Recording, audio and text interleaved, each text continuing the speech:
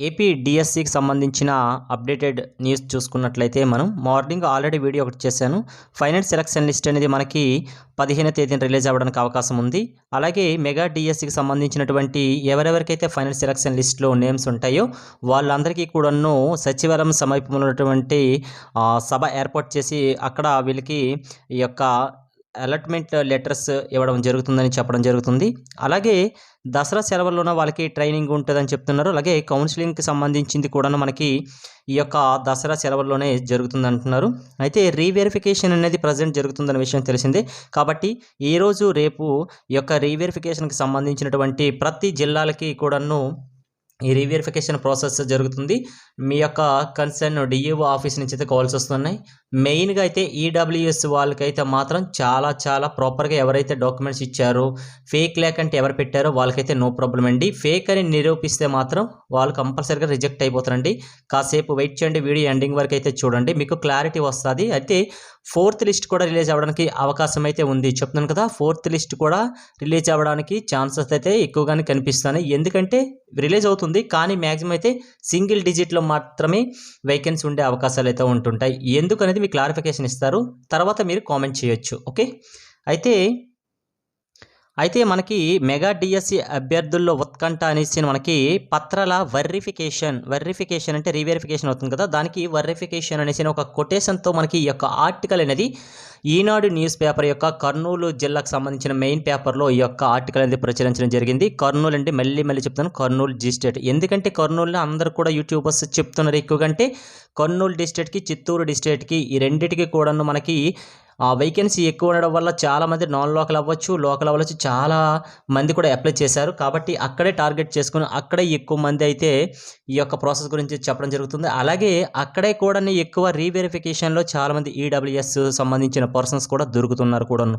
అలానే మిగతా డిస్ట్రిక్ట్లో లేరు అని కాదండి, మిగతా డిస్ట్రిక్ట్లో కూడాను అక్కడ నుంచి పైనుంచి అయితే ఆర్డర్స్ వచ్చేయండి. ఈడబ్ల్యూఎస్ పెట్టేసి ఎవరైతే ఈ యొక్క జాబ్స్ కోసం అయితే అప్లై చేశారో ప్రతి ఒక్క ఈడబ్ల్యూఎస్ క్యాండిడేట్స్ కూడా కాల్స్ వస్తాయి. 100% కాల్స్ వస్తాయి. మీకు ఈరోజు రాకపోవచ్చు కానీ మ్యాక్సిమం రేపైనా రావచ్చే అవకాశాలు ఉంటాయి. కాబట్టి మీ దగ్గర ప్రాపర్ డాక్యుమెంట్స్ ఉంటే ఈడబ్ల్యూఎస్కి అప్లై చేయాలంటే మస్ట్ అండ్ షుడ్ బీగా ఆ యొక్క ఫ్యామిలీ యొక్క హస్బెండ్ ఉంటారు కదా, హస్బెండ్ యొక్క ఇన్కమ్ అనేది పెర్ యానం 8 lakhs బిలోవే ఉండాలి. 8 lakhs ఎక్కువగా అయితే ఐటీఆర్ అడుగుతున్నారండి. కర్నూలు జిల్లాకు సంబంధించిన ఐటీఆర్ అయితే ఇన్కమ్ ట్యాక్స్ రిటర్న్స్ వస్తుంది కదా, ఎందుకంటే గవర్నమెంట్ ఎంప్లాయీ మీ భర్త గారు ఉంటే మాత్రం కంపల్సరీగా, లేకపోతే భర్త గవర్నమెంట్ ఎంప్లాయీ అవ్వచ్చు, లేకపోతే బిజినెస్ మ్యాన్ అవ్వచ్చు, ఏదైనా మీ యొక్క ఇన్కమ్ ట్యాక్స్ రిటర్న్స్ ఐటీఆర్ అడుగుతున్నారండి.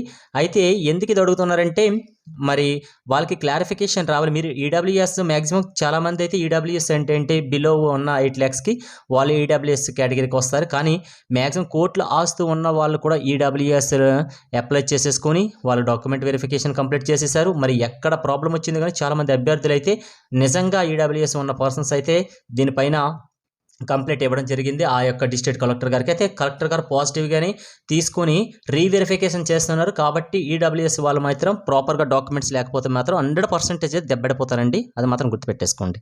ఓకే, అయితే కర్నూలుకు సంబంధించిన ఇన్ఫర్మేషన్ మొత్తం అండి. అయితే ఫస్ట్ విడతలో అయితే 2525 మందికి వెరిఫికేషన్ చేశారు.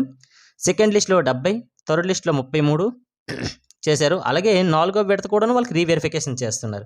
అయినా సరే స్పష్టత రాలేదు రీవెరిఫికేషన్ ప్రాసెస్ మీద. ఎందుకంటే వాళ్ళు రీవెరిఫికేషన్ చేస్తుంటే ఒకదానికి కూడా సంబంధం లేని డాక్యుమెంట్స్ వాళ్ళు చూస్తున్నారు. అందుకే మనకి డిఎస్సి కన్వీనర్ గారు ఫస్టే చెప్పారు, డాక్యుమెంట్ వెరిఫికేషన్కి వచ్చినంత మాత్రానికి మీకు జాబ్ వచ్చినట్లు కాదు. ఫైనల్ సెలక్షన్ లిస్ట్లో మీ నేమ్ ఉండాలంటే ప్రాపర్ డాక్యుమెంట్స్ ఉంటే మాత్రమే మీకు జాబ్ వస్తుంది అనేసి అతను స్పష్టంగా చెప్పారండి.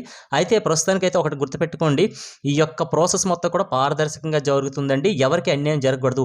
నిజంగా నీకు అన్యాయం జరిగిందంటే మాత్రం కంపల్సరీగా నాకు జాబ్ వస్తుంది, నాకు ఎందుకు రాలేదు, నా కేటగిరీలో ఇలాగ ఉంది, నా ముందు పర్సన్స్కి అయితే వచ్చింది, నా వెనక పర్సన్కి వచ్చింది, కానీ నా వెనుకున్న పర్సన్కి రావడానికి కారణం ఏంటి, నాకు ఎందుకు రాలేదని మీకు కంపల్సరీగా ప్రూఫ్ ఎవిడెన్స్తో మీకు ఉంటే కంపల్సరీగా మీరు మంగళగిరి ఆఫీస్కి వెళ్తే మీకు న్యాయం జరిగే అవకాశం ఉంటుంది. ఒకటి అండి, నాకే కాదు ఏ యూట్యూబర్కైనా కూడా మీరు కామెంట్ చేస్తే యూట్యూబర్స్ ఏం చేస్తారు, మీ మ్యాక్సిమం అయితే మేము చెప్పగలం అంతే తప్ప మీకు జాబ్ కావాలంటే మీరు పక్కాగా మంగళగిరి ఆఫీస్కి అయితే వెళ్ళాలి. లేకపోతే ఇక్కడ నెగిటివ్ కామెంట్స్ చేసే వాళ్ళ గురించి నేను మాట్లాడను కూడా, నెగిటివ్ కామెంట్స్ కూడా వస్తాయి. ఒక బ్రదర్ అయితే నాకు రీసెంట్గా ఒక కామెంట్ చేశాడు, బ్రదర్ మీరు న్యూస్ పేపర్లో ఉన్న మ్యాటరే మీరు చెప్తున్నారు, మీ సొంతంగా ఏదైనా చెప్పొచ్చు కదా అంటే, వ్యూవర్స్ కోసమో లేకపోతే సబ్స్క్రైబర్స్ కోసమో మేము ఈ యొక్క లేనిది ఉన్నట్టుగా మేము క్రియేట్ చేసి చెప్పము. ఓకే, ఈ news paper okay, for example మీరు ఒక డిస్ట్రిక్ట్, మీరు శ్రీకాకుళం డిస్ట్రిక్ట్ అనుకోండి, మ్యాక్సిమం మీరు ఏ పేపర్ చదువుతారు, శ్రీకాకుళం పేపర్ మాత్రమే మెయిన్ చూస్తారు, మీ ఎడిషన్ చూస్తారు, అంటే తప్ప మిగతా జిల్లాల ఎడిషన్స్ మీరు అన్ని చూడరు కదా.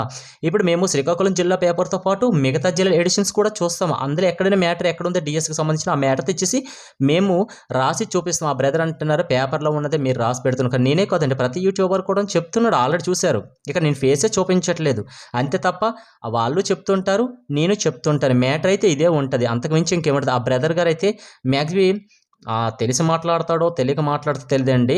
అయితే ఇప్పుడు మన సొంతంగా చెప్పడానికి ఇందులో మ్యాటర్ అయితే లేదు. ఇప్పుడు ఏదో నేను లేనిది ఉన్నట్టుగా నేను చెప్తే వ్యూవర్స్కు సబ్స్క్రైబర్స్కి ఈ రోజు నాకు సబ్స్క్రైబర్స్ వస్తారు, రేపు చూస్తే సబ్స్క్రైబర్స్ వెళ్ళిపోతారు, ఎందుకంటే కంటెంట్ లేదు కాబట్టి. ఓకే, అది కూడా ఆ బ్రదర్ అర్థం చేసుకోవాలి. అయితే నెక్స్ట్ టైం అయితే చూస్తే ఈ కర్నూలు డిస్ట్రిక్ట్లో అయితే ఈడబ్ల్యూఎస్కి సంబంధించిన వాళ్ళకైతే ఐటీఆర్ అడుగుతున్నారు, చెప్పాం కదా, ఇన్కమ్ ట్యాక్స్ రిటర్న్స్. వాళ్ళకి ఇన్కమ్ ట్యాక్స్ రిటర్న్స్ అయితే గవర్నమెంట్ ఎంప్లాయీస్ అందరూ కూడా కంపల్సరీగా అయితే గవర్నమెంట్కి అనేది ట్యాక్స్ కట్టాలి. ఆ విషయం అందరికీ తెలిసింది. అయితే ఆ ట్యాక్స్ యొక్క ఇన్ఫర్మేషన్ ఇవ్వండి అంటున్నారు. ఇప్పుడైతే ఈడబ్ల్యూఎస్ ఫేక్గా పెట్టిన వాళ్ళందరూ కూడా ఎలిమినేట్ అయిపోతారు, అంటే పక్కగా అయితే ఎలిమినేట్ అయిపోతారు. నెక్స్ట్ ఈడబ్ల్యూఎస్గా నిజాయితీగా ఉన్న పర్సన్స్కి అయితే మాత్రం ఆ వాళ్ళ ప్లేస్లో నెక్స్ట్ మెరిట్లు ఎవరు ఉన్నారో వాళ్ళకైతే కంపల్సరీగా అయితే కాల్ లెటర్ సెండ్ చేస్తారు, వాళ్ళకి కూడా రీవెరిఫికేషన్ జరుగుతుంది. అందుకే నిన్న మనం ఆల్రెడీ చూసాము, నిన్న మనకి ఈనాడు న్యూస్ పేపర్లోనే 12వ తేదీన మీకు ఫైనల్ సెలక్షన్ లిస్ట్ వస్తుందని చెప్పడం జరిగింది. కానీ ఈరోజు చూసుకుంటే ఆ డేట్ ఎంతకి వెళ్ళింది, 15కి వెళ్ళింది. అక్కడ బాగా అర్థం చేసుకోండి. ఒక్కసారి 3 డేస్ గ్యాప్ ఎందుకు రావడానికి రీజన్ ఏంటంటే ఈ యొక్క డాక్యుమెంట్ వెరిఫికేషన్లో చాలా అవకతవకలు జరుగుతున్నాయండి, అందుకే వాళ్ళు ఎక్స్ట్రా చేశారు. ఇప్పుడు వాళ్ళు ఇచ్చడం మ్యాటర్ కాదండి, ఇప్పుడైతే చాలా ఈ యొక్క కూటమి ప్రభుత్వం అని చాలామంది నెగిటివ్గా అయితే మాట్లాడుతున్నారు. అయితే వాళ్ళు ఎవరికి కూడా నిజంగా కష్టపడి చదివేసి ప్రాపర్ డాక్యుమెంట్స్ ఉన్న వాళ్ళకి జాబ్ ఇవ్వాలి అనే ఉద్దేశంతోనే గవర్నమెంట్ అనేది 1కి 10 సార్లు ఆలోచిస్తుంది. అది కూడా అభ్యర్థులు అర్థం చేసేసుకోవాలి. ఏదో ఒక ఫేక్ న్యూస్ ఎక్కడో స్ప్రెడ్ అయింది కదా, ఆ ఫేక్ న్యూస్ పట్టుకొని మనం వేలాడకూడదు. అందులో నిజాయితీ ఎంత ఉందని కూడా కంటెంట్ని మనం అర్థం చేసేసుకోవాలి. ఓకే, అలాగే ఈడబ్ల్యూఎస్ అభ్యర్థులకి సమస్య ఎక్కువ, ఐటీఆర్ సమస్య వచ్చిందండి. అయితే భర్త గవర్నమెంట్ జాబ్ అయినా బిజినెస్ మ్యాన్ అయినా వాళ్ళకి సంవత్సరానికి ఆదాయం 8 లక్షల లోపలైతే ఉండాలి. ఒకవేళ మించితే కంపల్సరిగా ఐటీఆర్ వాళ్ళు ఇవ్వాల్సింది. ఐటీఆర్ అంటే ఆ యొక్క వాళ్ళకి అంత ఇన్కమ్ ట్యాక్స్ రిటర్న్ సంబంధించిన ఒక ప్రింట్ ఉంటుంది వాళ్ళకి, అదైతే కంపల్సరిగా అయితే ఆ డాక్యుమెంట్ అనేది మీరు అప్లోడ్ చేయండి, లేకపోతే చూపించండి అని నిబంధన పెట్టారంటే. అయితే ఇక్కడ కంపల్సరీగా అయితే ఎవరెవరు ఫేక్ ఉన్నారో వాళ్ళు ఎవరు కూడా పక్కగా చూపించలేరు, ఎందుకంటే వాళ్ళ యొక్క ఇన్కమ్ ట్యాక్స్ రిటర్న్స్ అనేది కంపల్సరీగా స్టోర్ అయ్యి ఉంటుంది, వాళ్ళు నార్మల్ పర్సన్స్కి ఇవ్వరు. ఒకవేళ ఇన్కమ్ ట్యాక్స్ రిటర్న్స్ సంబంధించిన డాక్యుమెంట్ వీళ్ళు అప్లోడ్ చేస్తే ఒకవేళ చూపిస్తే పక్కగా 8 lakhs అబౌవ్ ఉంటుంది. గవర్నమెంట్ ఎంప్లాయీస్ అందరికీ కూడా ఏమి 8 lakhs లోపల ఉండదండి, అందరికీ ఎక్కువ ఉంటుంది. కాబట్టి ఆ రిటర్న్స్లో కనిపించేస్తుంది కాబట్టి వీళ్ళు రిజెక్ట్ చేస్తారు. వీళ్ళు టీచర్ వృత్తికి అనర్హులుగా వాళ్ళు గుర్తించి రిజెక్ట్ చేసి వాళ్ళ తర్వాత మెరిట్ లిస్ట్లో అయితే ఎవరు ఉన్నారో వాళ్ళకి పిలుస్తారు. కాబట్టి ఇక్కడ నిజంగా ఈడబ్ల్యూఎస్ అభ్యర్థులకు మాత్రం ఇది గుడ్ న్యూస్ అని చెప్పాలి, ఎందుకంటే ఫేక్గా ఉన్న డాక్యుమెంట్స్ అన్ని కూడా ఎలిమినేట్ చేసేస్తారు, ఎవరికి ఇచ్చే ప్రసక్తి లేదు. ఎందుకంటే ఈ ఆదేశాలు అనేది కలెక్టర్ గారే అక్కడ ఉన్నటువంటి విద్యాశాఖకి ఈ ఆదేశాలు ఇచ్చడం కూడా జరిగింది. ఓకే, నెక్స్ట్ ఈడబ్ల్యూఎస్ వాళ్ళే సుమారు మ్యాక్సిమం అండి ఈ కర్నూలుకు సంబంధించిన 300 మంది అప్లై చేశారండి ఈడబ్ల్యూఎస్ సర్టిఫికేట్ పెట్టేసి. అయితే కర్నూలులోని కోట్ల ఆస్తు ఉన్నవారు కూడా, కోట్లలో ఆస్తు ఉన్నవారు కూడా ఈడబ్ల్యూఎస్ కేటగిరీలో అప్లై చేసేసారు, ఈడబ్ల్యూఎస్లో అప్లై చేసేసారు.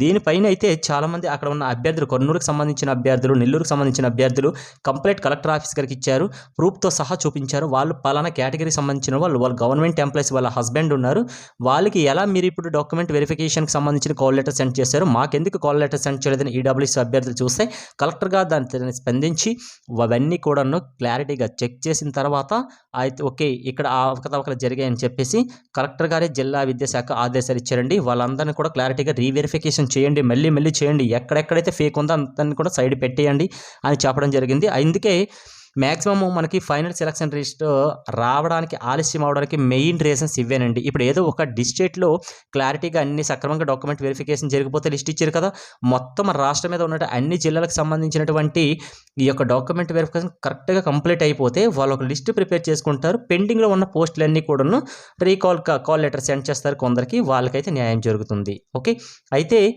ఇది తేలట్లేదండి, ఈ యొక్క రీవెరిఫికేషన్ ప్రాసెస్ తేలట్లేదు. ప్రతి డిస్ట్రిక్ట్ నుంచి కూడా డిఏఓ ఆఫీస్ నుంచి అయితే కాల్స్ వెళ్తూనే ఉన్నాయి, ఇదే ఆదేశాలు వస్తున్నాయి అందరికి కూడా. ఓకే, అలాగే ప్రకాశం జిల్లాకు సంబంధించిన ఒక పర్సన్ అనేవాళ్ళు కర్నూలు జిల్లాకి నాన్ లోకల్‌గా అప్లై చేశారు. దేనికి ఎస్ఏ కింద దరఖాస్తు చేశారు. అతడు ఫిజికల్లీ హ్యాండిక్యాప్డ్ అండి. అయితే అప్లై చేసినప్పుడు ఆన్‌లైన్ అప్లై చేశారు కదా! అప్లై చేసేటప్పుడు తన యొక్క హ్యాండిక్యాప్డ్ పర్సెంటేజ్ అనేది నమోదు చేయలేదు. కానీ డాక్యుమెంట్స్ వెరిఫికేషన్ టైమ్‌లో అయితే ప్రెజెంట్ అయితే తన యొక్క డాక్యుమెంటే చూపించారు. కానీ నిబంధన ప్రకారం చూసుకున్నట్లయితే అనర్హుడు. కానీ అర్హత చేశారు.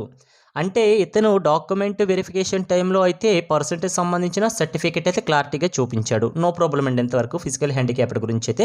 అయితే తను ఆన్‌లైన్ అప్లై చేసేటప్పుడు కంపల్సరీగా అయితే అక్కడ డాక్యుమెంట్స్ మ్యాండటరీ కాకపోయినా కూడా పర్సెంటేజ్ ఎయ్యాలి కదా! అప్పుడు తను ఎటువంటిది కూడా వేయలేదండి. అయితే డాక్యుమెంట్ వెరిఫికేషన్‌కి తనకు పిలిచేశారు. అది ఎలా పిలిచారు ఏంటి అనేది. కానీ దానికంటూ ఒక రూల్ ఉందండి. కంపల్సరీగా అయితే ఆన్‌లైన్ అప్లికేషన్‌లో మీరు ఫిల్ చేసినటువంటి ఇన్ఫర్మేషన్ ఇప్పుడు వాళ్ళు నెట్‌లో చెక్ చేసిన వెంటనే అది, ఇది 2 కూడా ఈక్వల్ అవ్వాలి. కానీ ఏం చేశారంటే అప్పుడు లేదు. కానీ ఇప్పుడు చూపించాడు. కానీ అతన్ని అనర్హుడు చెయ్యాలి. మాక్సిమం రిజెక్ట్ చేయాలి. కానీ రిజెక్ట్ చేయకుండా తన్ని యాక్సెప్ట్ చేశారు. ఎందుకు యాక్సెప్ట్ చేశారని క్వెషన్ కూడా జరిగింది. అయితే దీనిపైన ఏం స్పందిస్తారో చూడాలి. ఓకే. అయితే ఇక్కడ నెల్లూరు విషయానికొస్తే ఒక మహిళా అభ్యర్థి ఉందండి. ఆ అభ్యర్థి యొక్క భర్త రెవెన్యూ డిపార్ట్‌మెంట్‌లో సర్వేయర్ కింద వర్క్ చేస్తున్నారు. రెవెన్యూ డిపార్ట్‌మెంట్‌లో సర్వేయర్‌గా వర్క్ చేస్తున్నారు.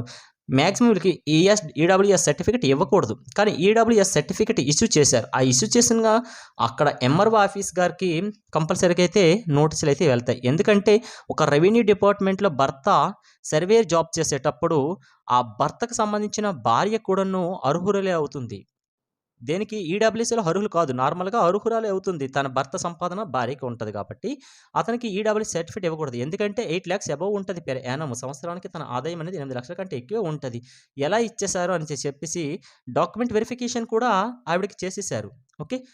అలాంటివన్నీ అవకతవకలు ప్రతి జిల్లాలో కూడా జరుగుతున్నాయి. కాబట్టి భర్త ఒకవేళ గవర్నమెంట్ ఏ డిపార్ట్‌మెంట్ అవ్వచ్చు. గవర్నమెంట్‌కి సంబంధించిన డిపార్ట్‌మెంట్‌లో వర్క్ చేసిన బిజినెస్ మెన్ అయినా, కోట్ల ఆస్తులు ఉన్నా కూడాను ఈడబ్ల్యూఎస్ ఫేక్ సర్టిఫికేట్‌లు పెట్టేసి ఉపాధ్యాయ వృత్తిలో టీచర్ జాబ్స్ కోసం అయితే చాలామంది అయితే తహతహలాడుకు పడ్డారండి.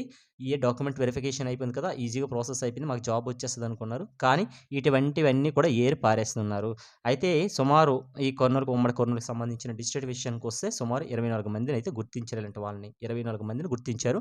అయితే ఈ నంబర్ పెరిగే అవకాశం కూడా ఉంటది. ఎందుకంటే ఈరోజు రీవెరిఫికేషన్ అయింది. రేపు కూడా వెరిఫికేషన్ అయింది. అయితే స్పెషల్‌గా మనకి అనంతపురం అవ్వచ్చు, కర్నూలు అవ్వచ్చు. ఈ 2 డిస్ట్రిక్ట్‌లకి స్పెషల్‌గా బృందాలైతే మాక్సిమం చాలా వెళ్ళాయండి. అయితే బృందాల విషయానికొస్తే మాక్సిమం మనకి టోటల్‌గా 53 బృందాలనేది వర్క్ చేస్తున్నాయి దీనికి సంబంధించింది. ఓన్లీ కర్నూలుకి సంబంధించింది. ఓకే. అంటే మిగతా డిస్ట్రిక్ట్‌లో కూడాను సేమ్ ఇవే కాల్స్ మీకొస్తాయండి. ఈడబ్ల్యూఎస్ సర్టిఫికేట్‌లో ఫేక్‌గా ఉన్న వాళ్ళు మాత్రం 100% రిజెక్ట్ అవుతారు. అయితే ఈడబ్ల్యూఎస్ వాళ్ళకి మాత్రమే ఈ సమస్య ఎక్కువ కనిపిస్తుంది కాబట్టి ఈడబ్ల్యూఎస్ వాళ్ళైతే మాత్రం రెడీగా ఉండండి. ప్రతి ఒక్కరికి కాల్ వస్తదండి. మాక్సిమం ఈ ఫైనల్ సెలక్షన్ లిస్ట్ డేట్ కూడా చేంజ్ చేశారు కదా! 12-15కి ఎళ్ళిందంటే ఊరికే వెళ్ళలేదండి. రీవెరిఫికేషన్‌కి సంబంధించి కాల్స్ అయితే వస్తాయి. ఒకవేళ మీరు ఫేక్ అని నిరూపించేస్తే వాళ్ళు 100% రిజెక్ట్ అయిపోతారు. వాళ్ళ ప్లేస్‌లో నెక్స్ట్ వాళ్ళకైతే కాల్ చేసే అవకాశాలైతే కనిపిస్తున్నాయి. ఓకే. Thank you.